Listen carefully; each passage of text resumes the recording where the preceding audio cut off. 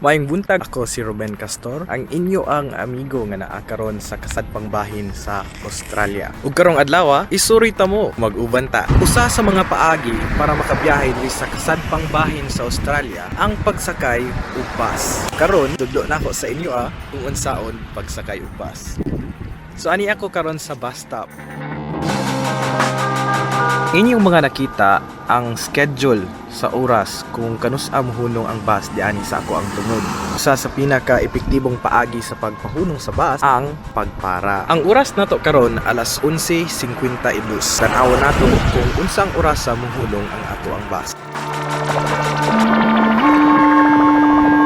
Pila na lang ka minuto moabot na ang ato ang bus. Alas 12:08 mohunong ang bus diani. Walay laing lugar nga mohunong ang bus. Munang ato jud siyang kinahanglang hulat diani nga tungod. Tama sa ubang lugar dinhi sa kasadpang bahin sa Australia, pwede na dili mo gamit og kwarta para mo sakay og bus. Ang ako ang ginagamit ni ang tutut card. Kini nga tutut card gina-issue kini siya sa mga estudyante nga tagalaing lugar. Tama nako sa ka-international student na may student discount. Kung sa ato SP na ako'y SP. Pumubayad ko sa ako ang bus. Barato na lang naagi sa ako ang tutut card.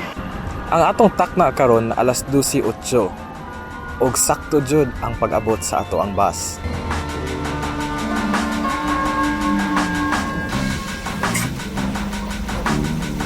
Hi.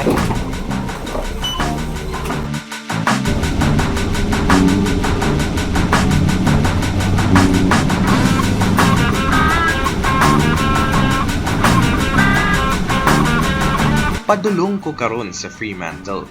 Kung shortcut sa mga Australiano, Freo. Ang Fremantle usa sa mayoryang syudad sa kasadpang bahin sa Australia. Kini nahimutang sa baba sa Swan River, kung diin nagtagbo ang suba ug ang dagat, ang Indian Ocean.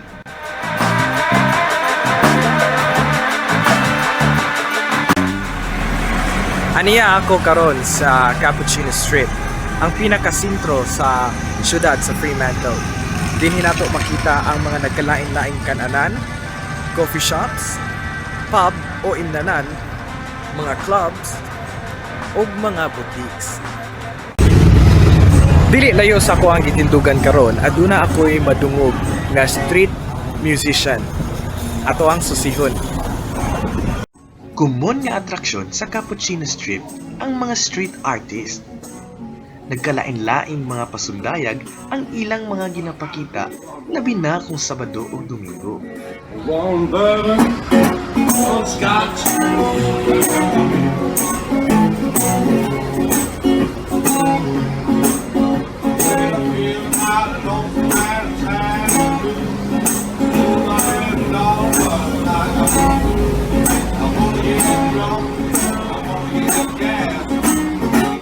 Uy! Dili lang kayo ito magdugay, kaya wala ko'y sinsilyo.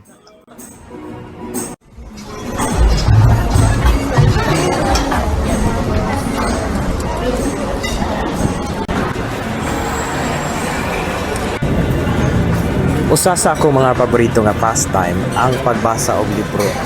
Muna ang atong susihon kung unsay mga maayong libro nga naa diani nga bookstore.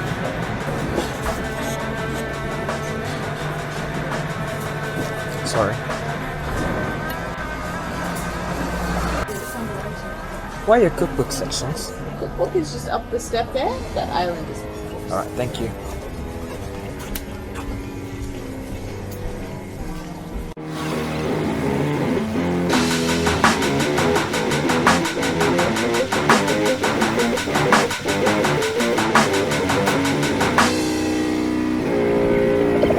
Pa ko malimot, usa sa mga rason nga nung naa ko diani sa Cappuccino Strip is para mukapalit og chocolate sa ako ang ginahimo na cake. So moadto ta karon sa Kakula Sister. Ang Kakula Sister usa ka tindahan nga nag-wholesale sa nagkalain-laing mga ingredients sa pangluto. Na sila yung mga herbs and spices, harina, cocoa powder, ug uban pang mga ingredients nga kinahanglan nimo kung magluto ka.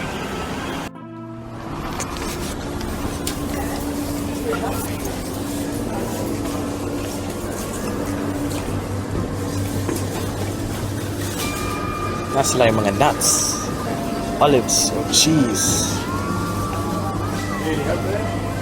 shake that bowl for a long time.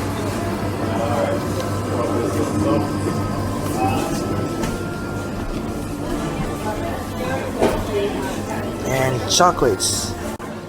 Dark chocolate ang akong paborito nga tsokolate. Tungod kini sa iyang pait-pait nga tilaw ug dili nga pamaak nga katamis.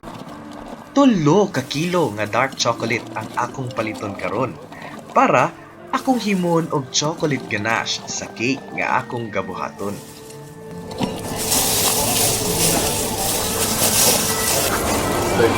Hello. Yeah, man, how you going? I'm good. How are you? Just for that? 12.75.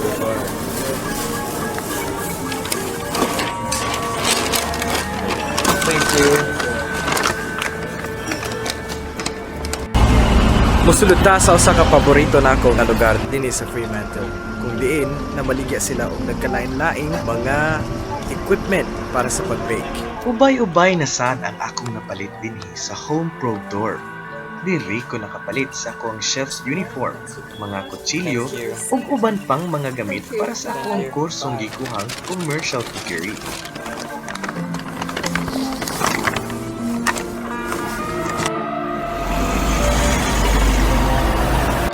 Para kumpleto ang ato ang pagsuri-suroy, dili pwede nga dili ta mainom og beer. So muadto ta sa Nationals, usa ka pub og namaligya og mga lain-laing pagkaon. Mao kini siya ang pub, usa ka imnanan nga namaligya og nagkalain-laing lami ang mga beer. Ug tungod kay lamian sad ang ilaang mga pagkaon, gitawag kini siya og gastropub. Nahimutang sa Fremantle ang nagkalain-laing mga gastropub. Ang uban, sila mismo ang nag-brew o gahimo sa ilaang kaugalingon nga mga beer. Usa ka pint ug tunga sa pint ang pwede nimong orderon nga beer. Ang akong gi-order, usa ka pint. Usa sa mga kinahanglan nga dili nimo malimtan kung moadto ka og pub ang pagdala sa imuang proof of age card. Kini nagpamatuod ikaw legal na nga moinom dinhi sa kasadpang bahin sa Australia. Ilabi na para sa mga Pinoy, mga baby face kaayo ta. Lisod kaayo nila mahibaw-an kung legal na ba ang atuang edad sa pag-inom.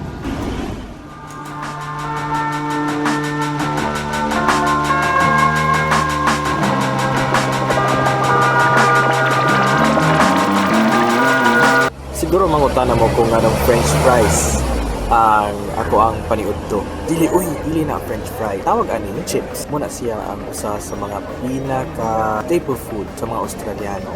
Nga murag dili sila magbuhi kung wala. Karan gina-pares nila o fish, so munang naay fish and chips. Dili na ako paniudto kay pag uli na ko mukaon ko og rice. Partner lang niya sa akong beer.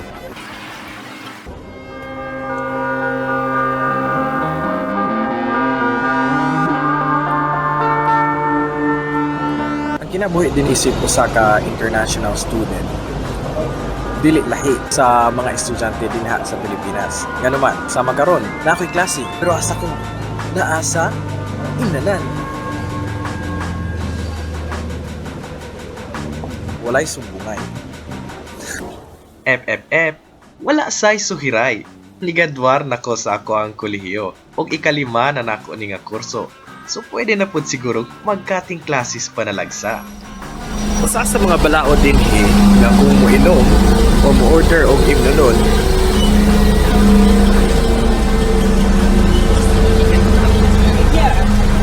Usa sa mga balaod din nga kung mo-order kag imnonon, kinahanglan pud ka mo-order og pagkaon pagkalapas sa alas 2, pagkalapas sa alas 10 sa kagabi. I was born and raised in Binyan, Zamboanga del Norte. Para ni sa inyo ang mga test, mga silingan. I will make you proud.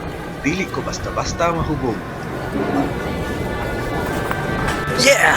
Wala ko nahubog. Kaya kabalo pa ko Mulakaw, subay sa straight nga linya. Pag mulapas ang alas 10 sa kagabion din sa Australia, usa sa ilang mga balaod nga dili na ka pwede mo order o imnonon kung dili sad ka mo order o pagkaon. So, unsa man kayo ang atong nahimo? Nakapalit og chocolates? Nasuroy ta mo sa cappuccino strip? Nisakay ta og bus, nitan-aw ta og street musician, niinom tag beer, o nikaon tag chips. Nakapalit pod ko og baking equipment para sa ako ang buhaton nga cake. Ang wala na to nabuhat, ang pagpang chicks nga buhaton na to sa sunod. Char diha uy. Sama ka ganina, sakay gihapon ta og bus.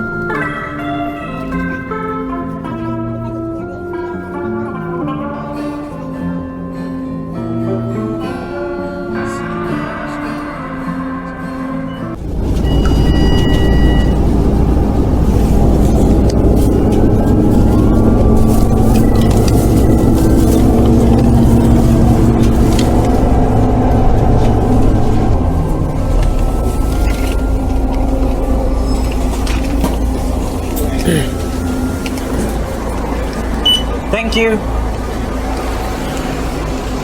Dahi ang ruta sa bus nga ako ang isakyan pagpauli. Kay pagtanaw na ko sa timetable, taod-taod pa para mahunong ang bus nga mahunong tumudjod sa amo ang gipuy-an. Pero ayaw kagool kay dili layo sa ako ang gipuy-an ang bus stop nga gihunungan sa bus nga ako ang ginaugan karon. Ingon pa nila nga ang paglakaw usa ka pamaagi sa pag-ehersisyo.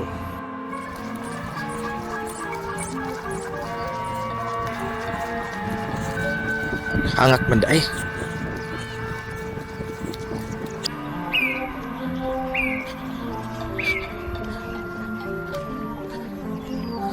Kung inyong nadunggan, pati ang ila ang langgam dinhi sa Australia. Australian accent pod, lahi sa Pilipinas.